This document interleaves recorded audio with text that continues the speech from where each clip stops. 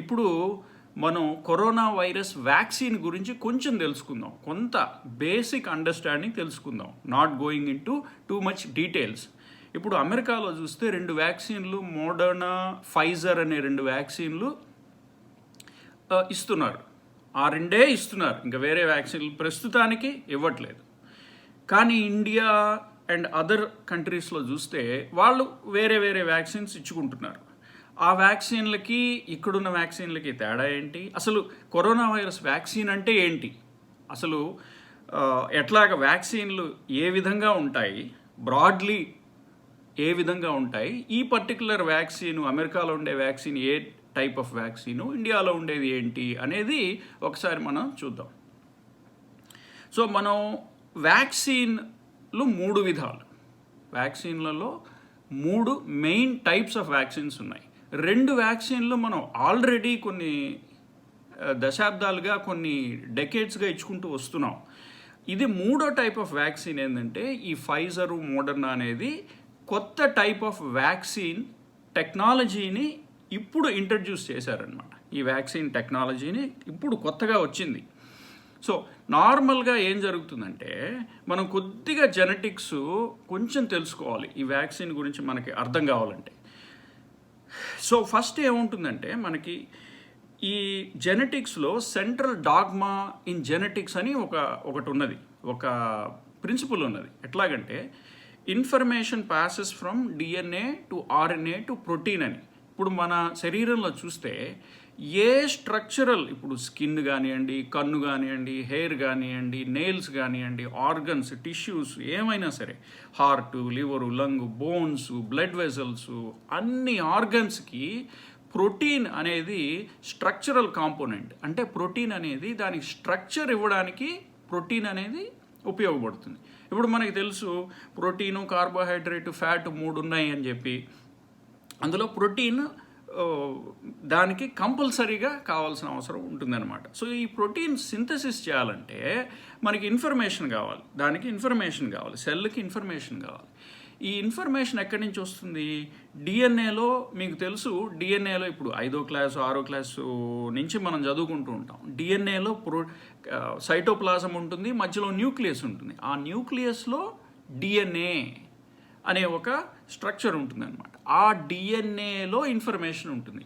ఈ information DNA నుంచి ఆర్ఎన్ఏకి వెళ్ళి, ఆర్ఎన్ఏ నుంచి ప్రోటీన్ సింథసిస్కి ఉపయోగపడుతుంది. దీన్ని information passes from DNA to RNA to protein అనే దాన్ని మనం సెంట్రల్ డాగ్మా అంటాం. సో మనకి ఏది స్ట్రక్చరల్గా ఏది క్రియేట్ అవ్వాలన్నా సరే ఇన్ఫర్మేషన్ ఈ పద్ధతిలో వన్ వే పాత్వే, ఈ పద్ధతిలో పాస్ అవుతుంది. సో ఈ డిఎన్ఏలో ఏమైనా మార్పులు జరిగితే ఆ ప్రోటీన్, అది ఏదైతే ప్రోటీన్ క్రియేట్ అవుతుందో ఆ ప్రోటీన్లో ఉన్న స్ట్రక్చరు, ఫంక్షను 2 మారిపోతాయి. దానివల్ల మీకు ఇంప్రూవ్ అవ్వచ్చు హెల్త్, ఆర్ డిసీజెస్ రావచ్చు.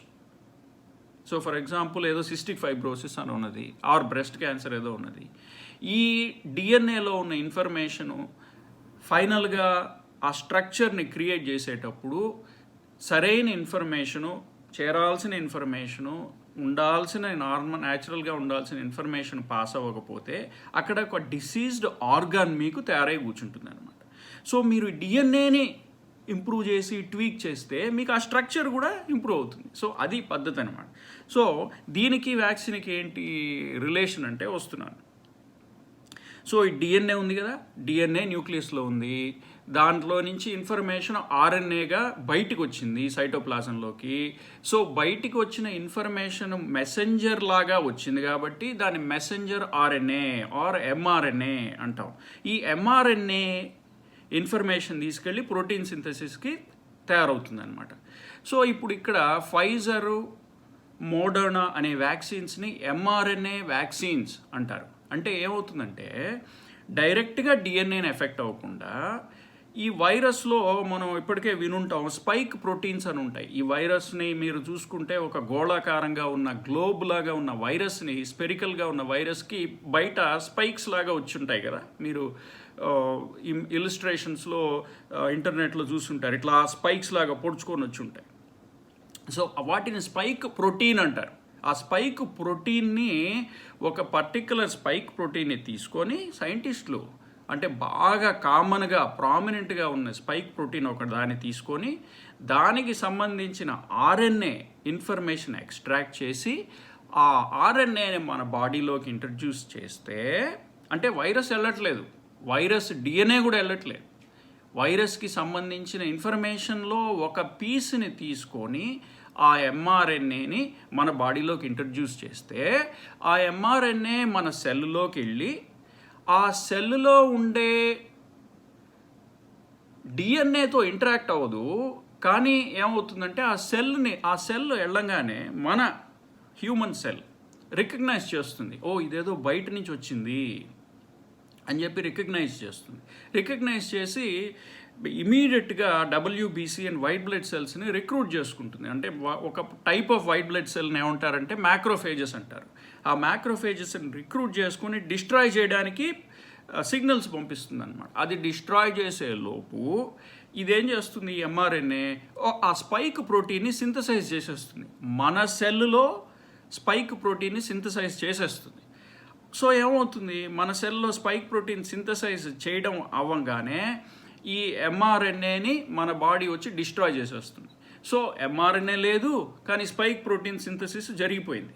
సో స్పైక్ ప్రోటీన్ అనేది ఈ స్పెసిఫిక్గా కరోనా వైరస్కి very specific to corona virus. So ఈ స్పైక్ ప్రోటీన్ రాగానే మన బాడీ ఏం చేస్తుంది, ఓ ఎవడో కొత్తవాడు వచ్చాడు మన ఇంట్లోకి, సో అందుకని మనం ఎక్స్ట్రా ఫోర్సెస్ని రిక్రూట్ చేయాలని చెప్పేసి బీ సెల్స్ని, టీ సెల్స్ని, అంటే these are types of WBC అంటే వైట్ బ్లడ్ సెల్స్ మనకి ఇమ్యూనిటీకి తోడ్పడతాయని మనకు తెలుసు, మనం చదువుకున్నాం. సో ఈ టీ సెల్స్, బీ సెల్స్ని రిక్రూట్ చేసి ఏం చేస్తుంది, యాంటీబాడీస్ని ప్రొవైడ్ చేస్తుంది అనమాట మన బాడీకి. అంటే యాంటీబాడీస్ వచ్చి starts fighting the spike protein. So ఈ యాంటీబాడీస్ ప్రొడ్యూస్ అవుతాయి. ఫస్ట్ అవ్వంగానే ఏమవుతుంది, మన బాడీ మళ్ళీ యాంటీజెన్స్ని ప్రొడ్యూస్ చేస్తుంది వాటికి. ఈ యాంటీబాడీస్ ప్రొడ్యూస్ అయిన దానికి యాంటీజెన్స్ ఆర్ ఒక particular type of B cells and T సెల్స్ని మెమరీ సెల్స్ అంటారు. ఈ యాంటీజెన్స్ ప్రొడ్యూస్ అయ్యి దీన్ని కంప్లీట్లీ డిస్ట్రాయ్ చేసేసి కొన్ని రోజులు పడుతుంది ఈ కార్యక్రమం. ఫస్ట్ ఎంఆర్ఎన్ఏ వెళ్తుంది, ఎంఆర్ఎన్ఏ నుంచి స్పైక్ ప్రోటీన్ వస్తుంది, ఆ స్పైక్ ప్రోటీన్కి యాంటీబాడీస్ వస్తాయి, యాంటీబాడీకి యాంటీజెన్స్ వస్తాయి. యాంటీజెన్స్ వచ్చిన తర్వాత మన బాడీ ప్రిపేర్డ్గా ఉంటుంది అనమాట. Okay, it will remember that. ఇట్లాంటి స్పైక్ ప్రోటీను మళ్ళీ ఫ్యూచర్లో వస్తే ఈ మెమరీ సెల్స్ అనే టైప్ ఆఫ్ డబ్ల్యూబీసీ సెల్స్ వాటిని అటాక్ చేయడానికి రెడీగా ఉంటాయి. సో మీరు ఈ వ్యాక్సిన్ మోడర్నా, ఫైజర్ వ్యాక్సిన్ తీసుకున్నారు. సో ఫ్యూచర్లో ఒక 2 వారాలు అయిపోయింది, మీకు యాంటీజెన్స్ వచ్చేసినాయి, మీకు కొంత ఇమ్యూనిటీ వచ్చేసింది. ఈవెన్ దో ఒక 3 నెలలకో 6 నెలలకో మన యాంటీజెన్స్ మన బాడీలో అయిపోయినా మన బాడీ రిమెంబర్స్ ఇట్. సో ఒక 6 నెలల తర్వాత, కొంతకాలం తర్వాత మనకి నిజంగా వైరస్ అటాక్ అయిందంటే, so our body remembers it. ఈ వైరస్ని, ఈ ఎంఆర్ఎన్ఏ నుంచి వచ్చిన స్పైక్ ప్రోటీన్లో ఉండే వైరస్ని గుర్తుపెట్టుకొని దాన్ని అటాక్ చేసి డిస్ట్రాయ్ చేసేస్తుంది ఆర్ తగ్గిస్తుంది ఇన్ఫెక్షన్ని అనేది హైపోథసిస్ అనమాట, అనేది వీళ్ళ థియరీ, ఈ వ్యాక్సిన్ జనరేట్ చేసిన వాళ్ళ థియరీ. సో ఈ విధంగా ఈ ఎంఆర్ఎన్ఏ వ్యాక్సిన్ అనేది కొత్తగా కనిపెట్టారు. కానీ there are two other types of vaccines.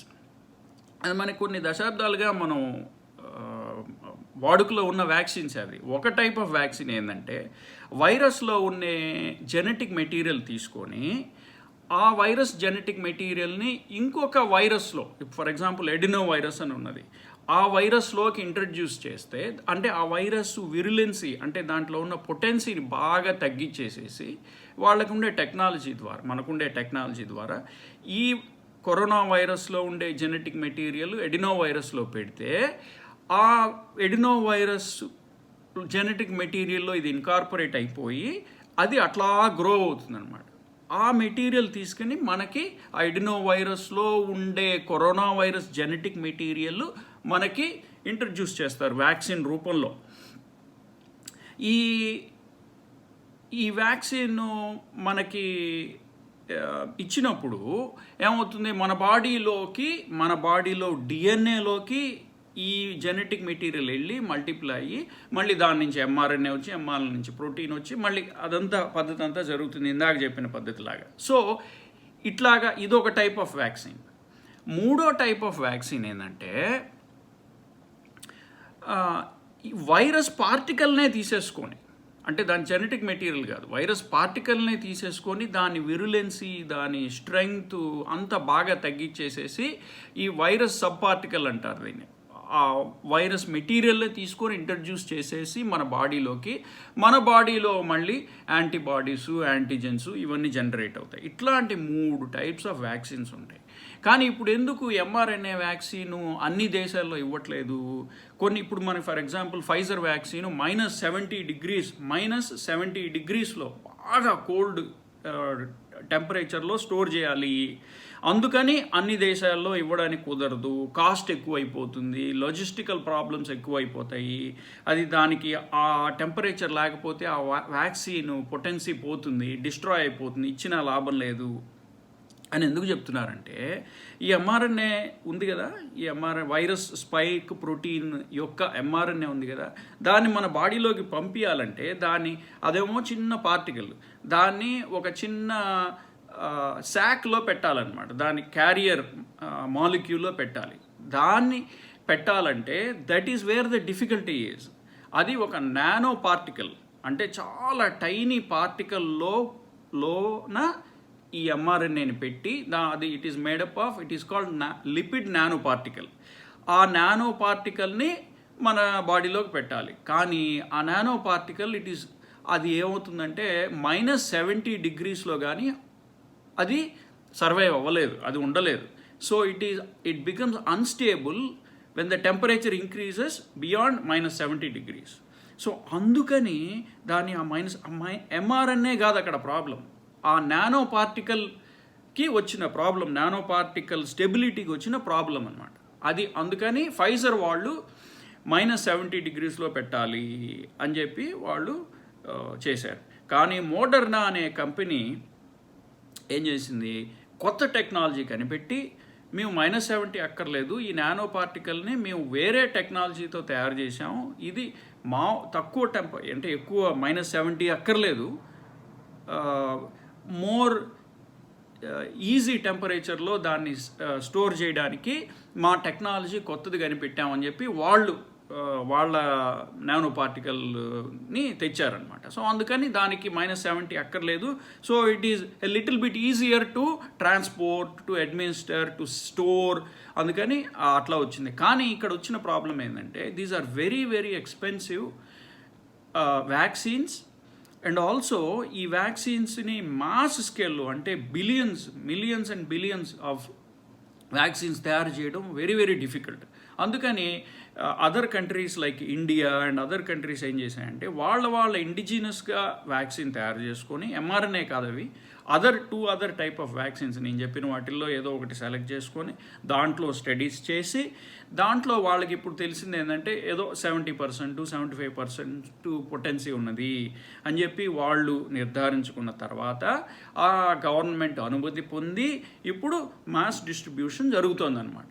ఇప్పుడు నేను అమెరికాలో ఉంటాను, నాకు 2 వ్యాక్సిన్లు ఫైజర్ వాళ్ళు 2 డోసెస్ ఇస్తారు. ఒక డోసు ఆ తర్వాత 3 వీక్స్ ఆగిన తర్వాత ఇంకొక డోసు అట్లా ఇచ్చినప్పుడు, ఫర్ ఎగ్జాంపుల్ నా ఎక్స్పీరియన్స్ ఏంటంటే అదర్ దాన్ ఏదో కొంత సోర్నెస్ ఉండడం తప్ప పెద్ద వ్యాక్సిన్ సైడ్ ఎఫెక్ట్స్ అనేది నాకేం లేదు, చాలా తక్కువ.